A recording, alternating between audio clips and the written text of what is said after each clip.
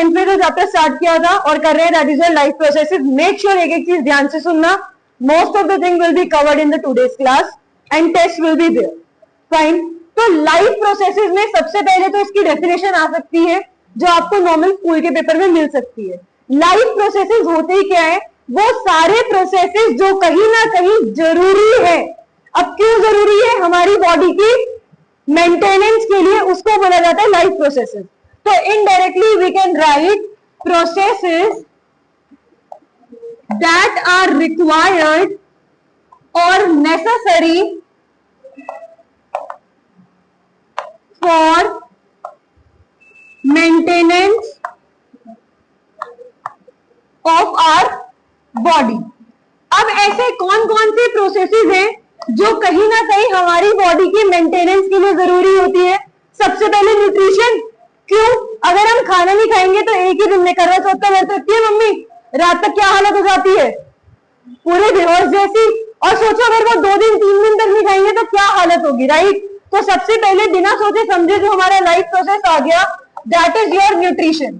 अब न्यूट्रिशन का मतलब ये नहीं होता कि आपकी बॉडी को क्या मिल रहा है या क्या नहीं मिल रहा। न्यूट्रिशन सिर्फ आपको इससे एक ही चीज समझनी है, खाना, something which you are eating, right? Nutrition में कोई डाउट? और बताओ और कौन से प्रोसेसेस हो सकते हैं? ब्रीदिंग हो सकता है, रेस्पिरेशन हो सकता है, और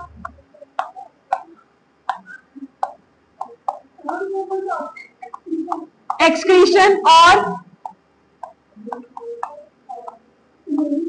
ट्रांसपोर्टेशन।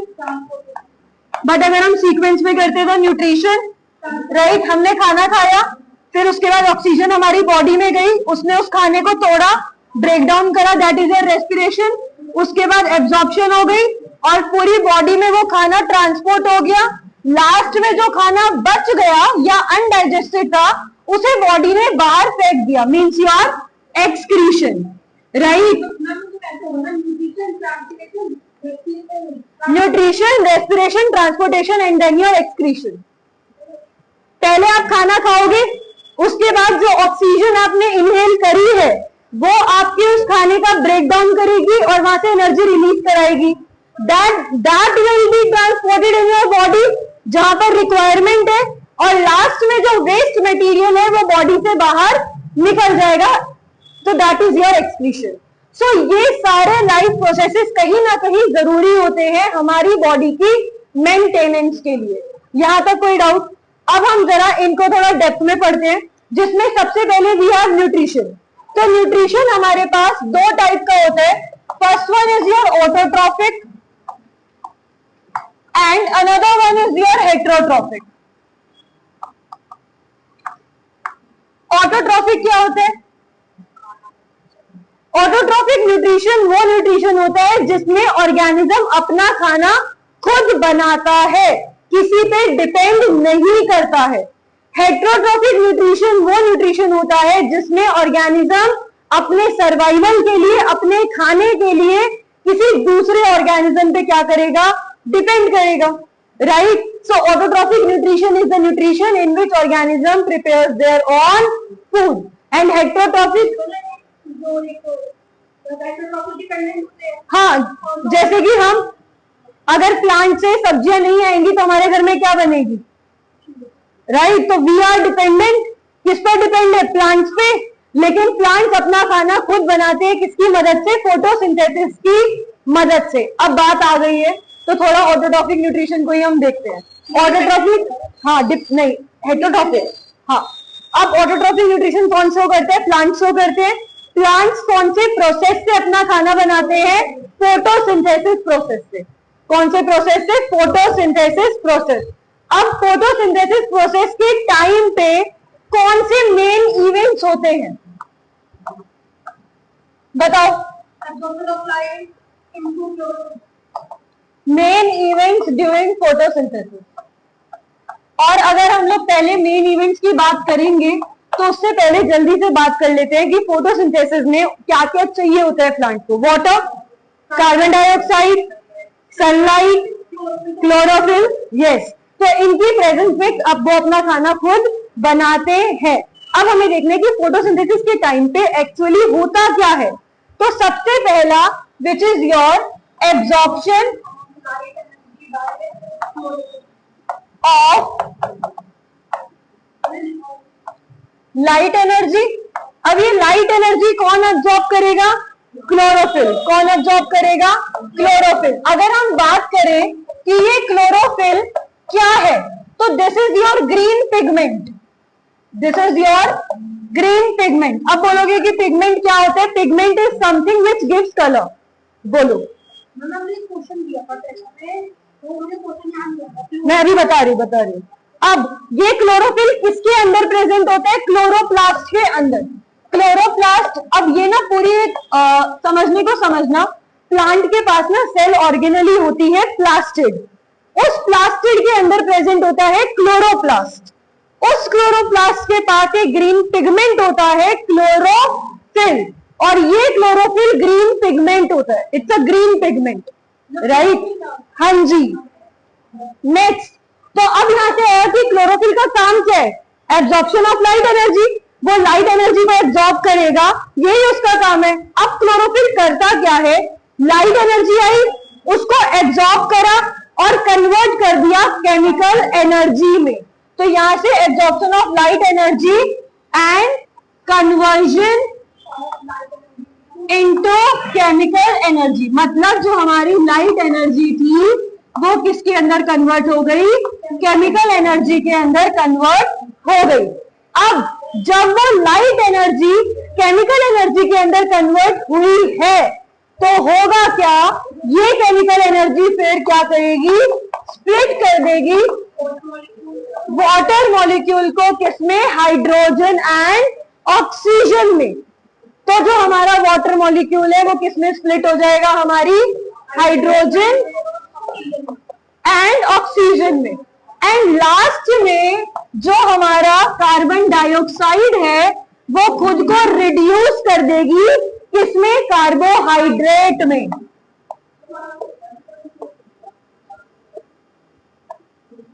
यहां तक कोई डाउट?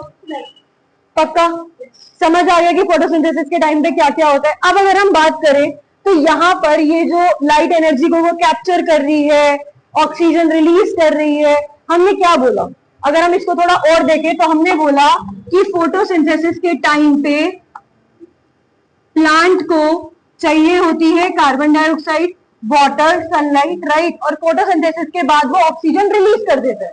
तो ये गैस का आना और जाना कहां से होता है? तो प्लांट्स की जो लीफ होती है, जो प्लांट्स की लीफ होती है, उसकी सरफेस पे छोटे छोटे पोर प्रेजेंट होते हैं। छोटे छोटे पोर प्रेजेंट होते हैं जिसको बोलते हैं स्टोमेटा। क्या बोलते हैं?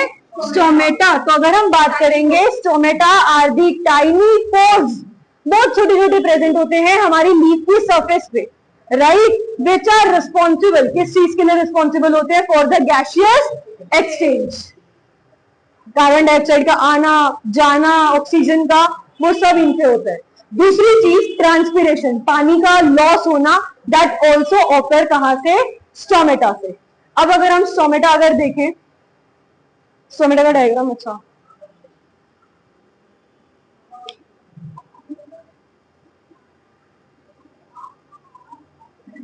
कुछ इस तरीके सही बना है? मुझे नहीं लग रहा, चलो सही मान ही लेते हैं। ये भी बात सही है, जिसको पढ़ना होगा वो समझ ही लेगा, जिसको नहीं पढ़ना वो इसको भी नहीं समझेगा।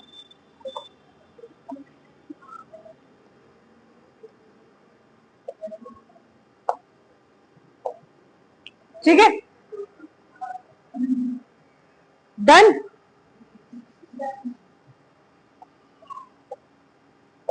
तो अगर हम देखें तो सबसे पहले इधर हमारे पास क्या थे? बहुत छोटे छोटे गोल गोल,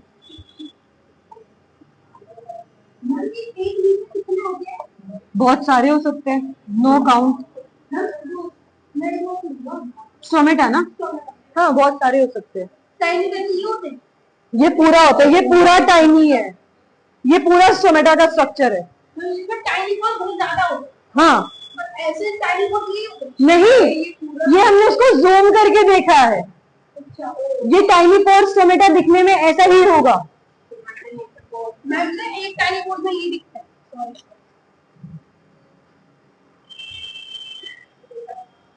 अगर हम लोग इसको देखें स्टोमेटा को, तो सबसे पहले ये हमारे क्या है, गार्ड सेल। इसको बोलते हैं stomatal pore, and green colour का ये जो होता है क्लोरोप्लास्ट। अब ओपनिंग एंड क्लोजनिंग, स्टोमेटा का खुलना और बंद करना डिपेंड करेगा गार्ड सेल पे। अब होगा क्या, जब गार्ड सेल में पानी भरेगा तो दे विल ओपन अप, फूल जाएंगे, स्वेल हो जाएंगे, लेकिन जब इधर से पानी जाएगा तो वो बिल्कुल चिपक जाएंगे, राइट, मतलब श्रिंक हो गए। तो हमारा स्टोमेटा का जो ओपनिंग है या क्लोजनिंग है, ये किस पे डिपेंड करी, गार्ड सेल पे डिपेंड करा। यहां तक कोई डाउट? अभी तक हमने ऑटोट्रॉफिक के बारे में पढ़ा है। नेक्स्ट हम पढ़ेंगे हेटेरोट्रॉफिक न्यूट्रिशन के बारे में। हेटेरोट्रॉफिक न्यूट्रिशन कौन सा न्यूट्रिशन होता है, जिसमें एक ऑर्गेनिज्म दूसरे ऑर्गेनिज्म पे डिपेंड करते हैं अपने खाने के लिए, अपने सर्वाइवल के लिए, उसे हम बोलते हैं हेटेरोट्रॉफिक न्यूट्रिशन, राइट। अब हेटेरोट्रॉफिक न्यूट्रिशन 3 टाइप का होता है और उसको आप बताओगे। सेप्रोट्रॉफिक, दूसरा होलोजोइक, पैरासाइटिक। चलो देखिए किसको कितना आता है, सुना दो डेफिनेशन, सुनाना।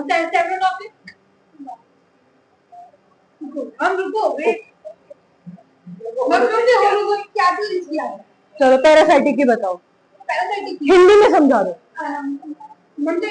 जो ऑर्गेनिज्म होता है वो उसकी बॉडी में रहता है और उसकी बॉडी से ही न्यूट्रिशन लेता है। Very good. तो उसमें वो जो ऑर्गेनिज्म होगा वो पैरासाइट हो जाएगा, और जिसकी बॉडी पे वो रह रहा है दैट विल बी होस्ट, और इस टाइप के न्यूट्रिशन को बोलेंगे पैरासाइटिक न्यूट्रिशन। अब अगर हम बात करें सेप्रोट्रॉफिक की, तो सेप्रोट्रॉफिक न्यूट्रिशन वो ऑर्गेनिज्म शो करते हैं जो डेड डिके मैटर पे फीड करते हैं, खाते हैं, राइट, सड़े गले पे। होलोजोइक वो होते हैं जो सॉलिड फॉर्म ऑफ फूड खाते हैं, जैसे हम कौन से हैं, होलोजोइक। हम कोई लिक्विड तो खाना नहीं खा रहे ना, खाना पूरी चपाती से complex structure which we use to ईट।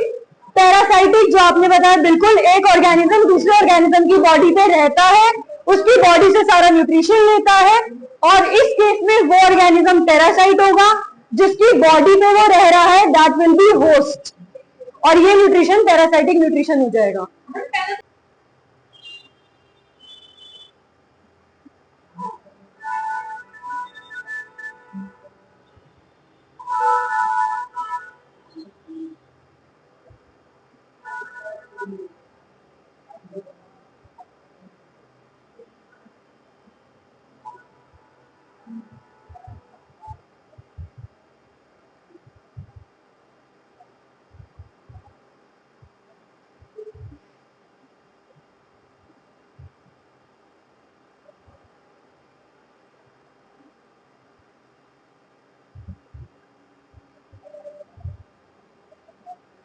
उसकी इरेगुलर शेप होती है, कुछ भी बना दो, आप बनाओ।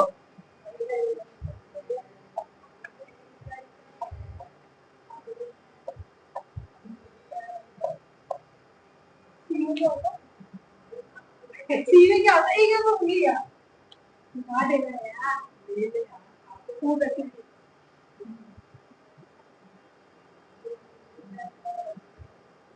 तुम्हें नहीं आता ना, तुम समझाओगे इसको, अब आगे तुम समझाओगे। पहले के लिए बोला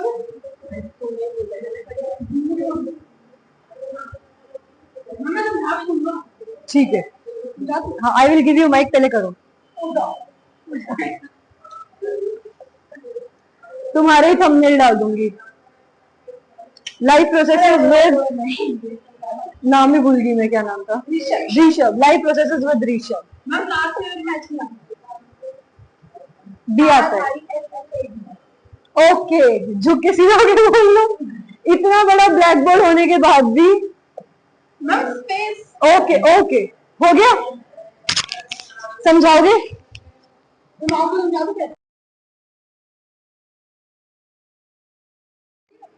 हाँ इट्स ओके, हिंदी में बोल दो। लुक, हाँ हाँ तो क्या हो गया, मैं करेक्ट करूंगी ना, ऐसे करेंगे, ओ ऐसे, चलो मेरी तरफ स्टार्ट। हाँ मतलब ये अमीबा होता है, इसके अंदर न्यूक्लियस होता है, यहाँ पे फूड पार्टिकल है, जहाँ पे फूड पार्टिकल होता है, मतलब जहाँ पे फूड पार्टिकल होता है वो अपने जो जेनेरिक स्ट्रक्चर को वहीं पर पुश करता है और वहां जाके उस जेनेरिक स्ट्रक्चर को मतलब उस फूड पार्टिकल को खा लेगा। ठीक है, उसके बाद क्या होता है बता रही हूँ। बहुत बढ़िया। उसके बाद तो अमीबा को पूरा फूड पार्टिकल पूरा खा लेता है, उसके बाद आपको अपनी पूरी तरह। हाँ अब बता रही हूँ, अमीबा जो होता है वो एक यूनिसेलुलर ऑर्गेनिज्म है, इसका कुछ फिक्स्ड माउथ नहीं होता। जैसे अब अगर हमें किचन में जाके खाना खाना है तो हम यहीं से खाना खाएंगे ना सामने, ऐसा तो नहीं खाना पीछे है तो जहाँ खाना हमें खाने के पास जाना पड़ेगा। बट अमीबा क्या करता है, जहां भी उसे खाना दिखा वहीं पे अपना फॉल्स माउथ डेवलप कर लेता है। तो इसकी जो टेम्पररी एक एक्सटेंशन है, फिंगर लेग स्ट्रक्चर बोल सकते हो, जिसे सूडोपोडिया बोला गया है, तो इसे जहां खाना दिखेगा ये वहीं पे मूव करेगा। अब ये करता क्या है, ये सेल सरफेस, इसकी सरफेस से यहाँ पर ये डिफ्यूज होकर एक वैक्यूल फॉर्म करेगा, उस वैक्यूल के अंदर उस फूड पार्टिकल को ले लेगा, फिर उसी वैक्यूल के अंदर उस फूड पार्टिकल को ब्रेक कर देगा सिंपलेस्ट फॉर्म में। जब वो एक एब्जॉर्बेबल फॉर्म में कन्वर्ट हो जाएगा तो वो साइटोप्लाज्म में आके मिक्स हो जाएगा, राइट। अब जो भी वेस्ट है सेम मुझे सेल सरफेस पे लाकर बाहर इजेक्ट कर देगा। तो दैट्स हाउ अमीबा न्यूट्रिशन लेता है। समझ आ गया? टेम्पररी फॉल्स माउथ होता है, सूडोपोडिया स्ट्रक्चर होता है जिससे ये लेता है, फूड वैक्यूल डेवलप करेगा, उस फूड वैक्यूल के अंदर कॉम्प्लेक्स स्ट्रक्चर को सिंपलेस्ट में ये कन्वर्ट कर देता है, सूडोपोडिया की मदद से जाएगा। This your temporary finger like given in your NCERT also, दे रखा है या नहीं टेम्पररी फिंगर लाइक एक्सटेंशंस, तो ये इंपॉर्टेंट है। This can come in your pre board also, right? Yes, बहुत अच्छे से रट्टा मारा है। अमीबा समझ आ गया? Complex substances get blockade, yes simpler one. दोबारा बताऊंगा, आ गया।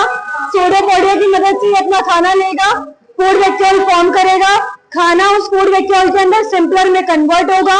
जब खाना एब्जॉर्बेबल फॉर्म में आ जाएगा तो वो साइटोप्लाज्म में जाके मिक्स हो जाएगा और जो भी वेस्ट है वो सेल सरफेस पे लाकर इजेक्ट कर देगा, राइट?